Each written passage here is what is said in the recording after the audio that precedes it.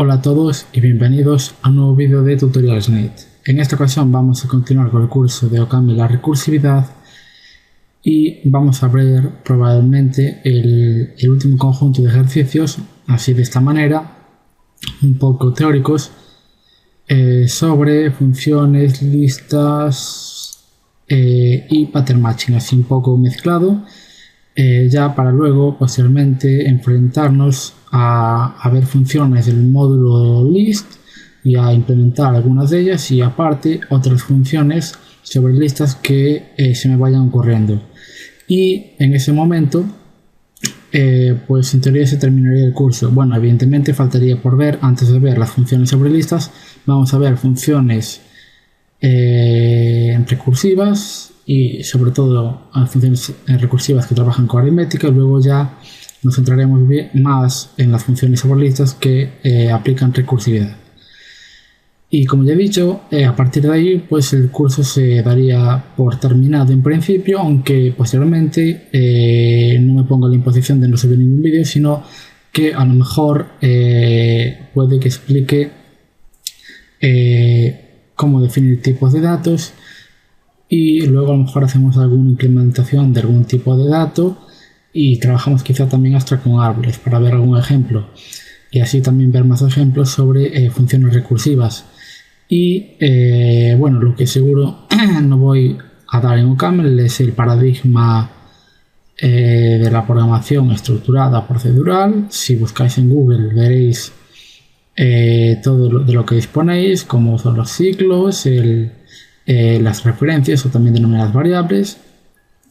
También tendréis los vectores como tales, y también existe el paradigma de la programación orientada a objetos en OCaml, pero a mí personalmente sí me gusta cómo se programa en OCaml, pero no me gusta utilizarlo para trabajar con programación orientada a objetos. Para eso prefiero Java, además de que en OCaml nos permite inercia múltiple y a mí eso no me convence mucho para programar. Bien, entonces después de todo este rollo que he soltado, vamos con los ejercicios.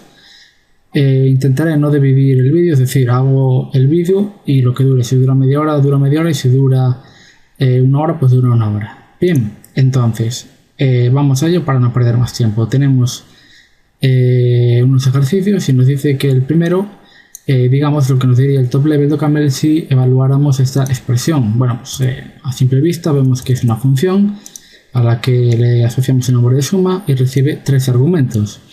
Como siempre, ¿cómo sabemos de qué tipo son los argumentos? Pues fijándonos en el código de la expresión de la función que se va a ejecutar al llamarla.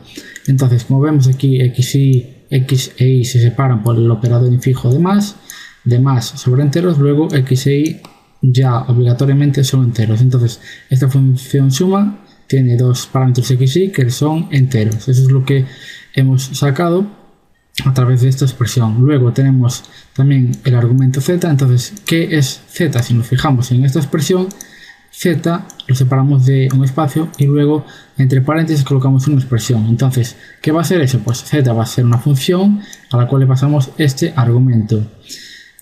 ¿De qué tipo es este argumento? Pues es la diferencia sobre enteros entre x e y. Entonces, la función de resta sobre enteros recibe 2 enteros y nos devuelve un entero. Entonces, como la salida de todo esto es un entero, se pasa a la entrada de la función z, luego z recibe un entero, y luego, ¿qué salida nos debe dar z? Pues evidentemente, si esto lo queremos sustituir por un valor que sea válido para esta expresión, entonces será un entero. Luego es una función z que coge un entero y devuelve un entero. Entonces, con todo eso ya podemos conformar el tipo de esta función que nos daría el top level de OCaml. Entonces sería val suma, porque evidentemente esto es un término que lo conoce porque le hemos dado un nombre, val suma, coge un x de tipo int, lo lleva en otro int que es el i, y lo lleva en una función que es la z, que es de int en int.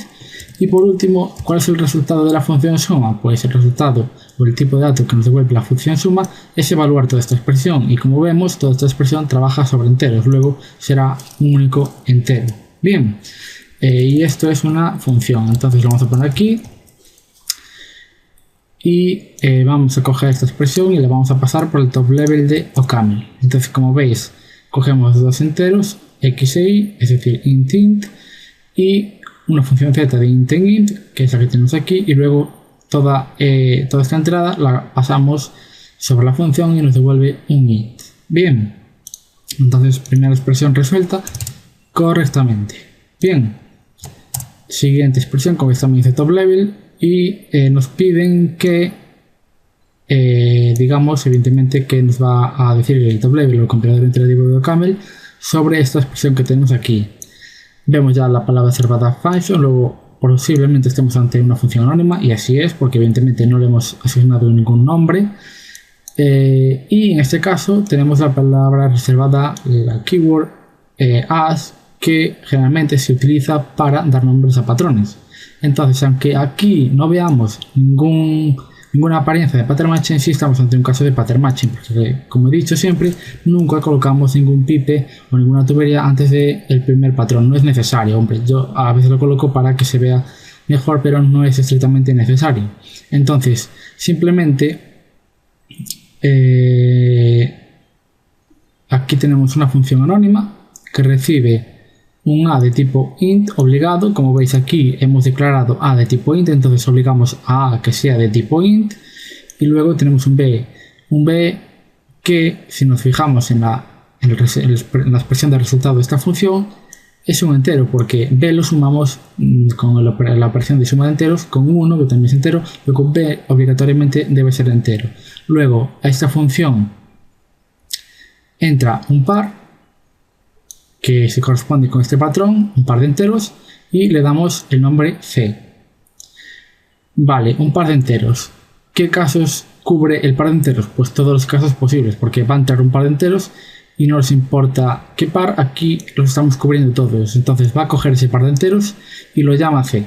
Bien, expresión resultado, pues una terna, es decir, una tupla de 3 elementos, donde el primer elemento es a, que hemos dicho que era de tipo int, entonces ese ya va a ser el tipo del primer elemento de la terna de salida. Luego b más 1, pues evidentemente va a ser también un int, y luego c va a ser la construcción que tenemos aquí, que es un par de enteros. Luego c va a ser un par de enteros.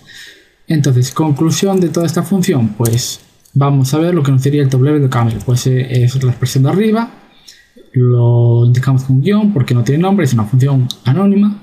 Entonces recibe un par de enteros int por int, en los que no hace falta aquí colocar ningún paréntesis porque no es necesario.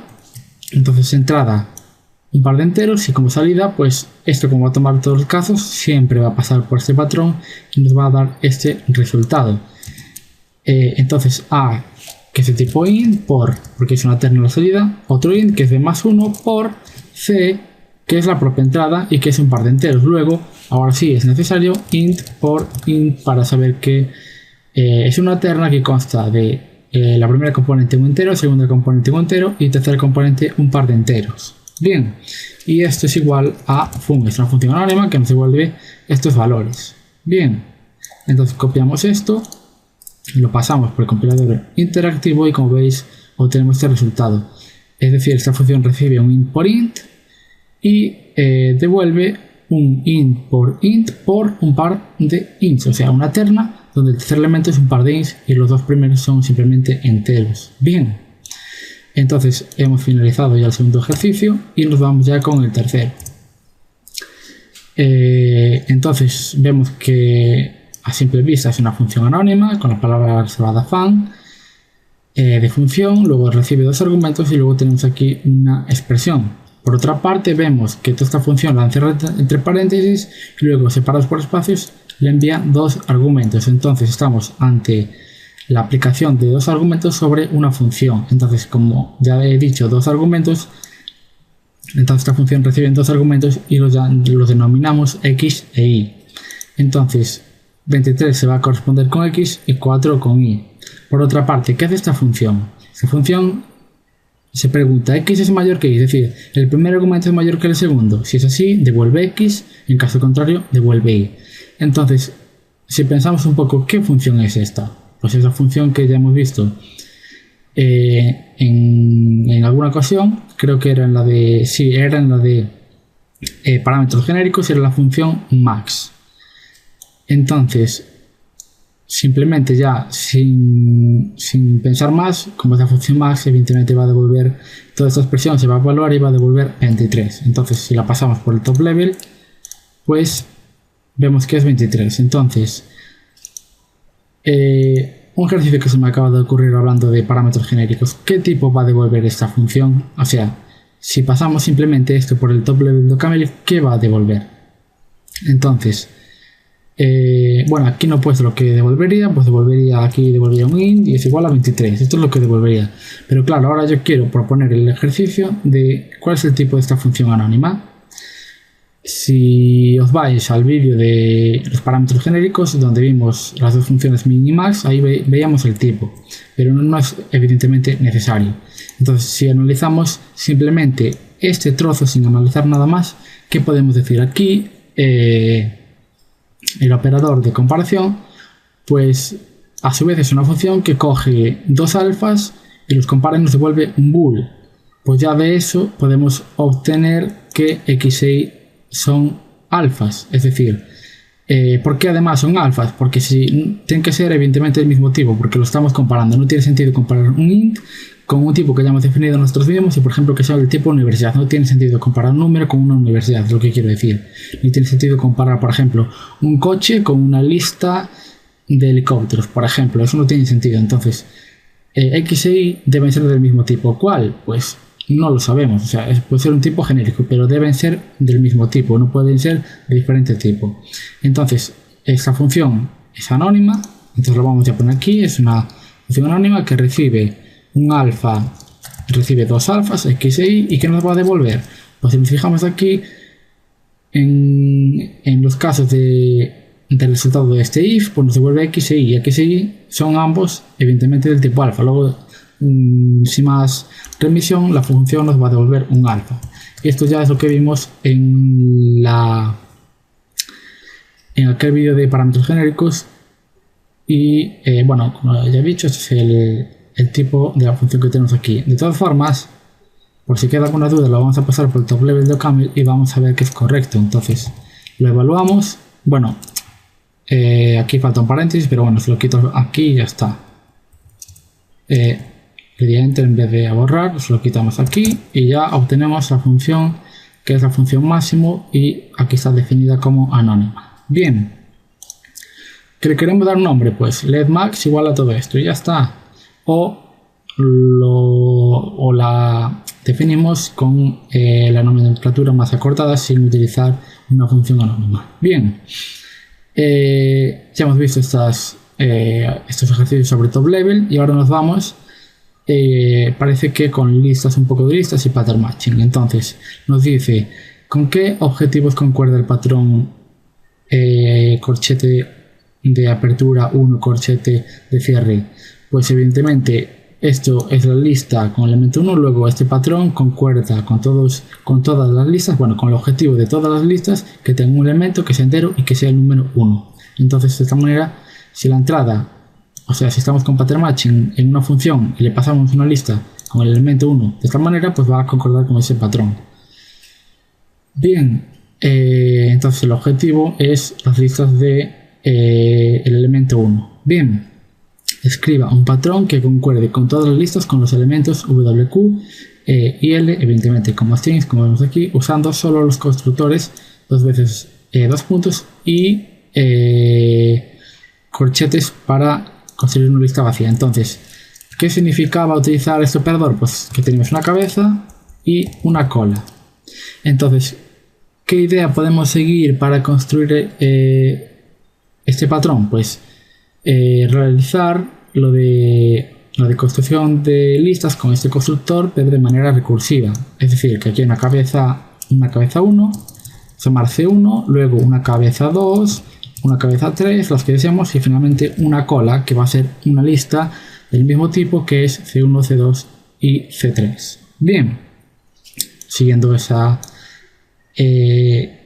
pensamiento, pues simplemente primer elemento de estas listas va a ser WQ, segundo elemento va a ser IL y luego pues la lista vacía porque no queremos nada más. Entonces todas las listas, es decir, bueno, la única lista que tiene, que es lo mismo decir que todas las listas que tienen como primer elemento WQ y como segundo elemento IL, pues se corresponden con este patrón, que es lo que nos pide el ejercicio número 5. Bien,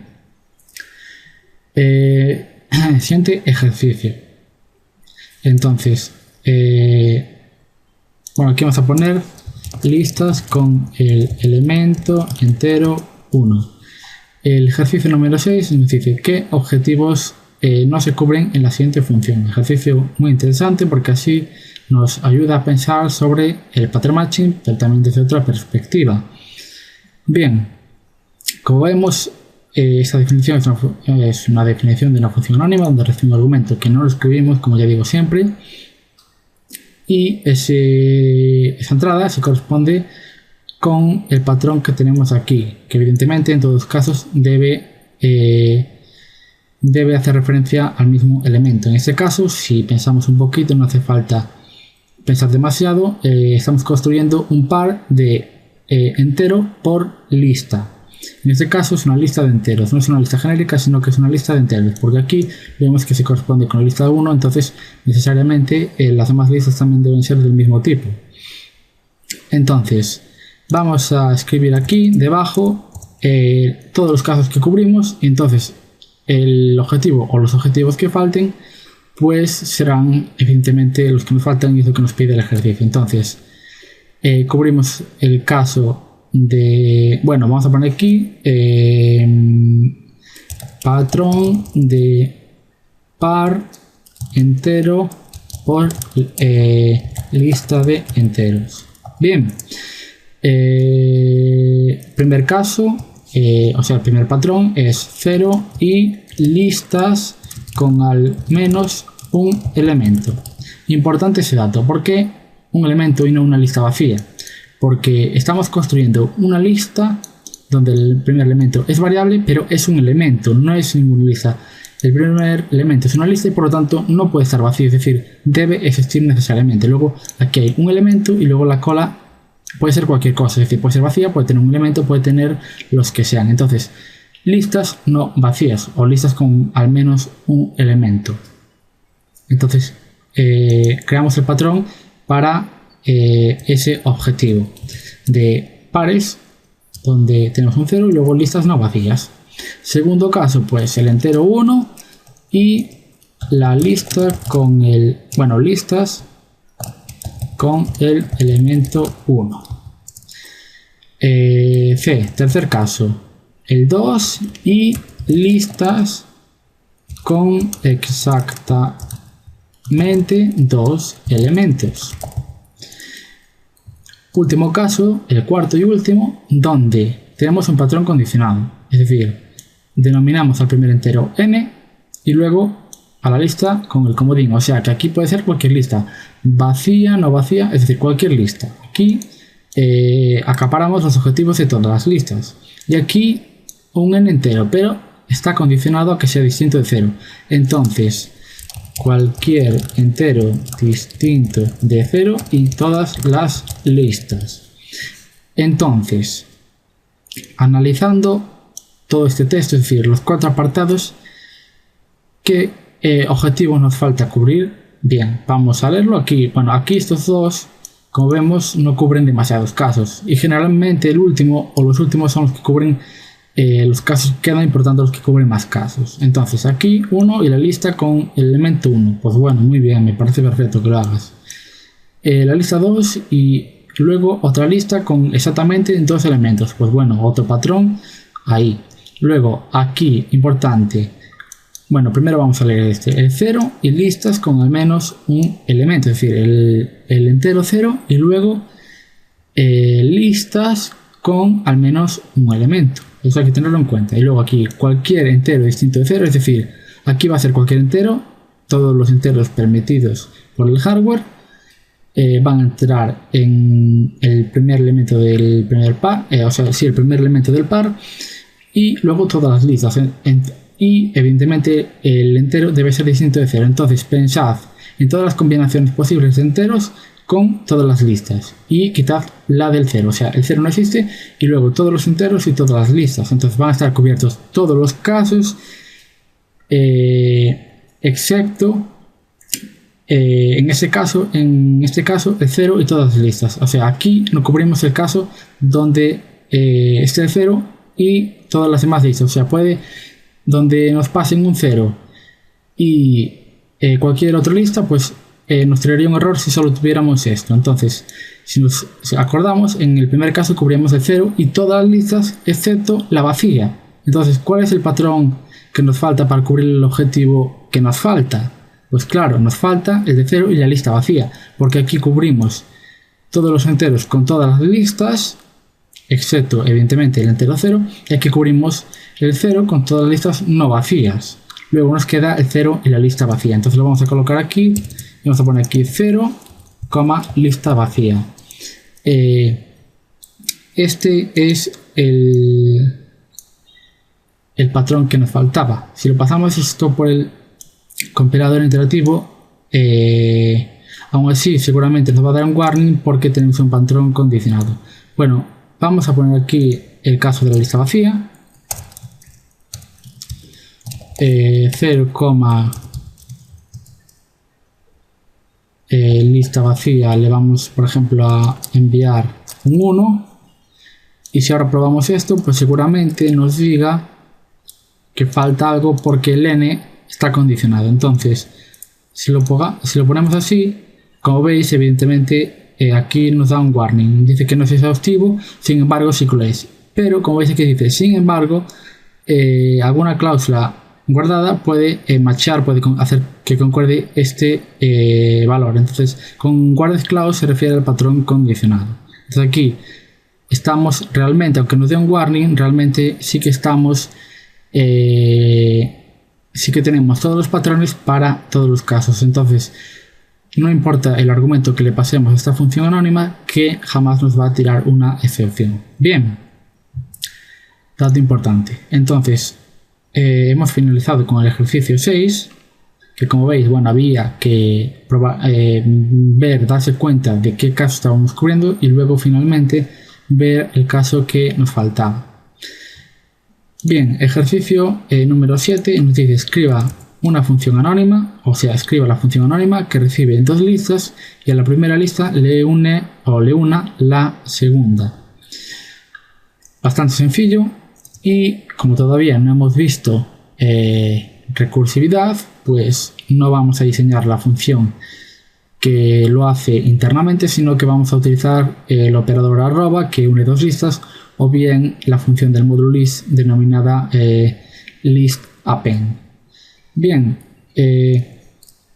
entonces dice una función anónima, luego fun L1 L2, también lo podemos hacer fun L1 que nos lleva a fun L2, o también con la palabra reservada function, pero bueno, lo vamos a escribir de la manera más corta aunque sea anónima, fun L1 L2, y nos lleva simplemente a L1 arroba L2.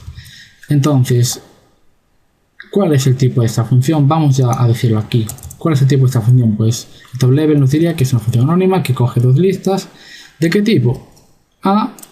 El operador arroba de concatenar, o sea, de unir dos listas, o de anexar, o de como lo queráis llamar, funciona con listas de cualquier tipo. Entonces, pues tendremos un alpha list, otro alpha list, es decir, esta función recibe dos alpha list y nos devuelve la lista con las dos listas concatenadas, o sea, nos devuelve un alpha list. Entonces esto es igual a fun, y si ahora lo pasamos por el compilador interactivo, pues también veremos el tipo, que eso es importante. Entonces, como veis, recibe el 1 como alpha list, el 2 como alpha list, y nos devuelve un alpha list.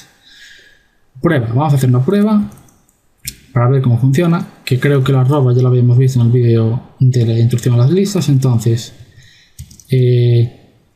aplicamos la función de unir listas, entonces -1 por ejemplo, y la lista que tiene como cabeza el 2, como segundo elemento el 3 y como cola los elementos 2, -5, 1 por ejemplo. Le pasamos esto y aquí tenemos toda la lista, -1 como primer elemento, luego 2, 3 y luego 2, -5, 1. Como veis, hemos hecho este pequeño ejemplo ya para ver un poco más sobre listas. Bien, y nos resta por realizar este ejercicio que nos dice tipo de las funciones de ordenación sobre listas. Es decir, podemos tener diferentes algoritmos para ordenar listas, pero sin embargo la interfaz o la cabecera de estas funciones va a ser la misma. Es decir, le vamos a pasar una lista y la va a ordenar.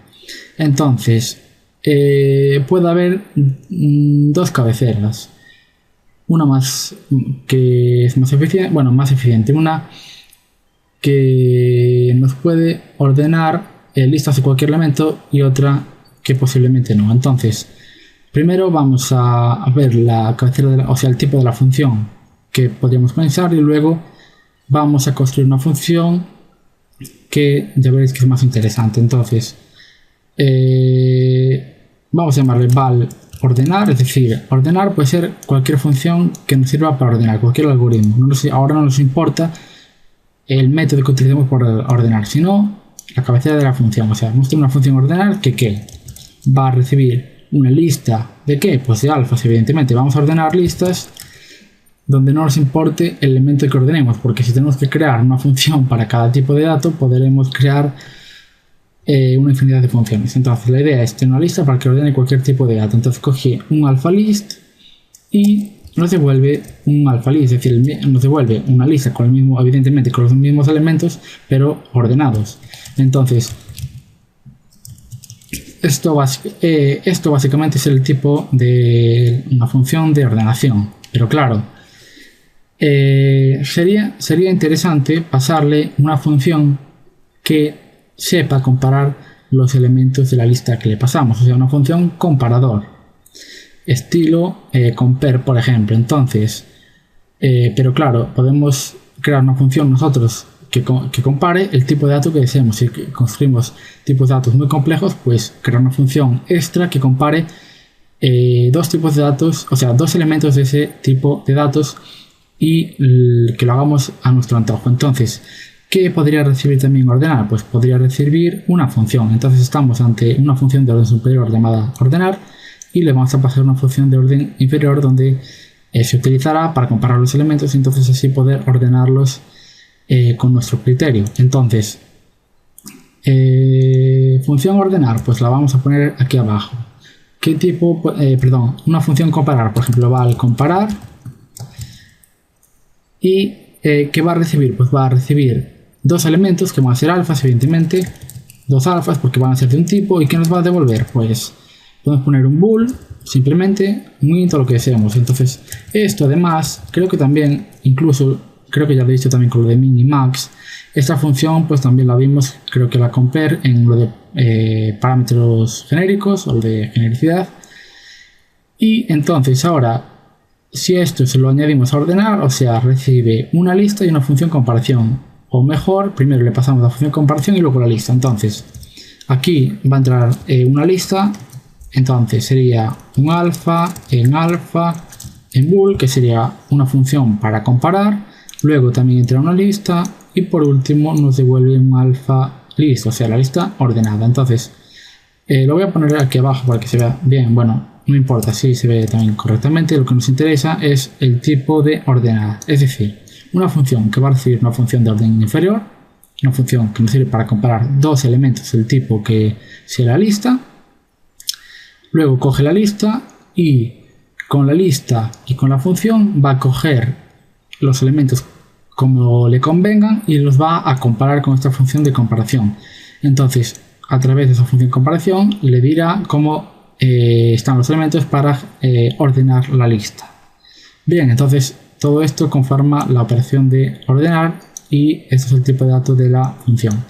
Entonces esto es muy interesante que se entienda porque luego cuando diseñemos funciones sobre listas, pues si tenemos esto claro, luego diseñarlas va a ser va a ser muy sencillo.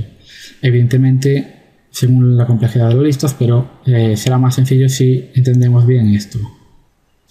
Es decir, los tipos de las funciones que hemos estado viendo y todo lo que hemos visto hasta el momento. Entonces, el objetivo del curso, del curso presente de cambio de la recursividad, era ver lo que vamos a ver posteriormente, que es recursividad. Es decir, en el siguiente vídeo posiblemente ya veamos recursividad, como ya he dicho, sobre operaciones aritméticas en esencia, y posteriormente pues ya veremos recursividad sobre listas, y el curso en teoría finalizaría ahí, aunque no me cierro a también ver recursividad, por ejemplo, con estructuras como árboles, o diseñar colas, o hacer cosas con este lenguaje y con la programación en principio funcional. Bien, pues esto es todo por este vídeo. Espero que no haya sido una fatiga estar aquí 30 minutos escuchándome. Y bueno, si os ha gustado el vídeo, darle a like, agregadlo a favoritos para acceder más fácilmente, y suscribiros a nuestro canal para continuar viendo vídeos de informática. Eso es todo y hasta la próxima.